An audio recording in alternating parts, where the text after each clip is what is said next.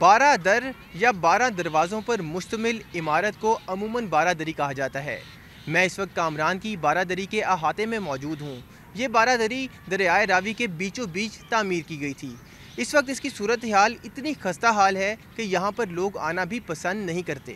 12 دری کے نقش و نگار مدھم اور فوارے بھی چلنے کے قابل نہیں رہے۔ رہی سہی کسر آوارہ جانوروں نے گندگی پھیلا کر نکال دی ہے۔ یہاں آنے والے کئی لوگوں نے فصیلوں اور راہداریوں پر طرح طرح کی تحریریں، نام اور فون نمبرز لکھ کر تاریخی عمارت کی اہمیت سے ناشنا ہونے کی مہر ثبت کی ہے۔ اچھا نہیں لگ رہا ہے، عمارت ساری ٹوٹی ہوئی ہے، نہ ادھر پانی کا انتظام ہے فواروں کا، نہ ادھر سیکورٹی گارڈ کا انتظام ہے، ساری عمارتیں ٹوٹی ہوئی ہیں، تو سارا کچھ یعنی کہ بکھرا ہوا ہے، نہ سیکورٹی گارڈ ہے ادھر، تو عجیب سا ماحول لگ رہا ہے ادھر۔